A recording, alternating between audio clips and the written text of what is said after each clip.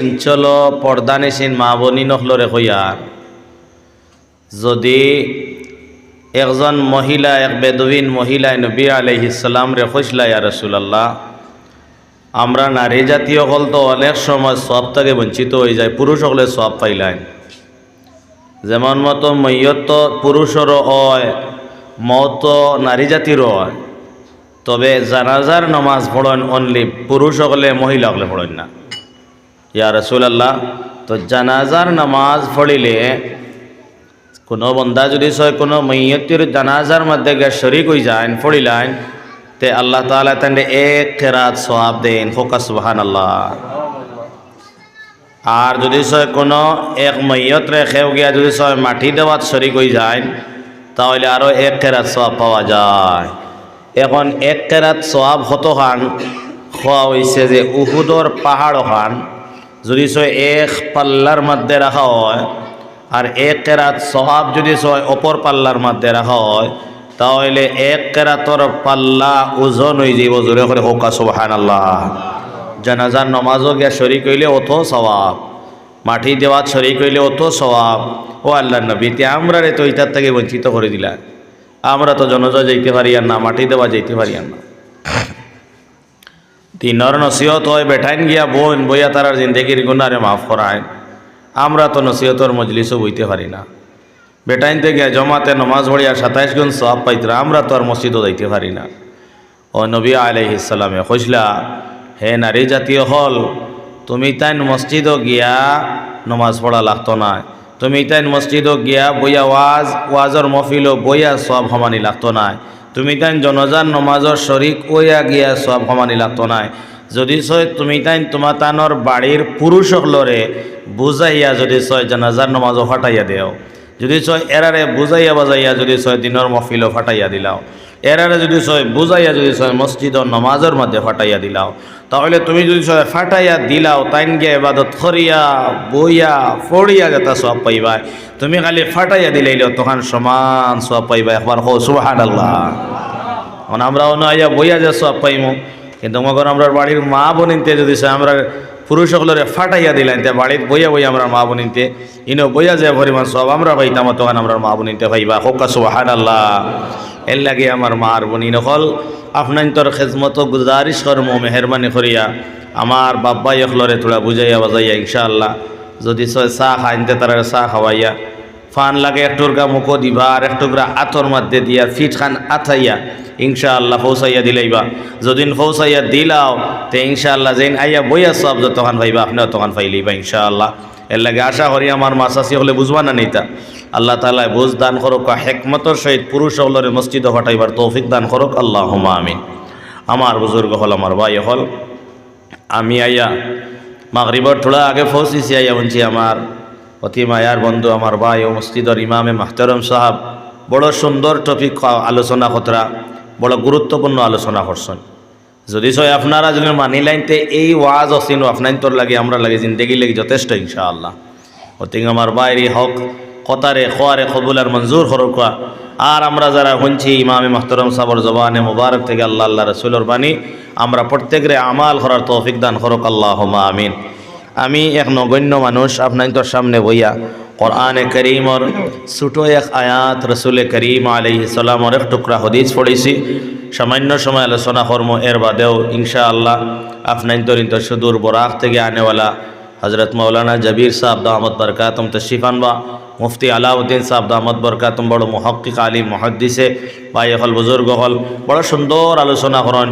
ইতিমধ্যে তেন ফৌসার ফোতে ইনশাআল্লাহ গতিকে যে আসন মেহরবানি করি আই যাও তেন আইবার আগে ইনশাআল্লাহ আমি সামান্য কিছু আলোচনা শেয়ার কর্ম রব্বুল আলমিনে আমার তৌফিক দিতা। আমি আলোচনা করবার আগে আল্লাহ ফেলাও আমারেও মানামানির সিফতে আমলের নিয়তে আল্লাহ আলোচনা করার তৌফিক দিতা। আর আপনারা যারা ইয়া বইছেন মানামানির সিফতে আমলের নিয়তে বইয়া শোনার চেষ্টা করবা, একবার তা কইবান ইনশাআল্লাহ, আর একবার জোরে করে কোকা ইনশাআল্লাহ। আচ্ছা আমরা যদি সারা জীবন ওয়াজ শুনি, আমরা যদি মানি না আমল করি না তে ওয়াজও থেকে কোনো ফায়দা পাইমনি, আমরা কোনো ফায়দা হইতো না। এর লাগে আমার ভাই হল বুজুর্গ হল আমরা মানামানির সিফতে আমলের নিয়তে শুনতাম আল্লাহ আমরা তৌফিক দিতা সবে হোক আল্লাহুম্মা আমিন। ও যে ওয়াজ নসিহত ওর প্রায় এক এক অঞ্চলের মধ্যে 4টা 6টা 8টা 10টা করিয়া ডেইলি প্রোগ্রামর, হ্যাঁ, কিন্তু আমরা হো যে জায়গাত আছি না আগে গেলাম না করে গেলাম, জায়গায় জায়গায় আছি। এর মকসদ হইল গিয়া আমরা আমলের নিয়ত নাই। এর লাগে আমল খরকা নবী আলাইহিস সালাতু ওয়াস সালামে ফরমাইছেন যদি ছয় মানুষ মারা যাইবা তো এই মইয়তর লগে একমাত্র আমল আপনার লগে খবর রইব, আর কিছু রইতো না। রইব নি ভাই হল?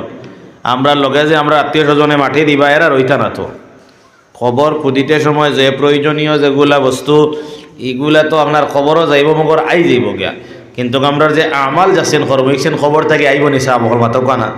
এর লাগে আমরা খবরও যাইবার আগে আমল করা লাগবে। বলা নানি মাত মরার বাদে আমল করা যাইব নি?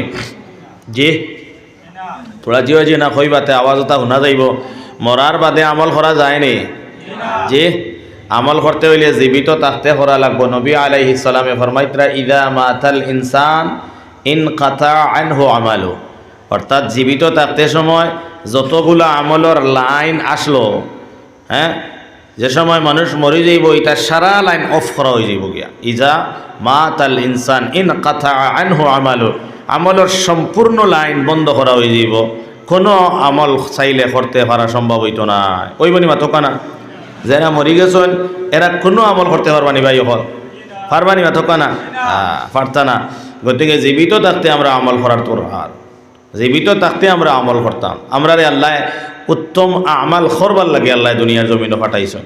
এর লাগে আমল আমরা যদি করি ওই আমল আছেন আমার লগে কবর যাইব, ওই আমলের উপরে আল্লাহ তাআলা ভিত্তি করি আমরা জান্নাত জাহান্নাম ভাই হল রাখছ। গতিকে আমরা সারা আমল করতাম, করবো না ইনশাআল্লাহ? আমল কিতা?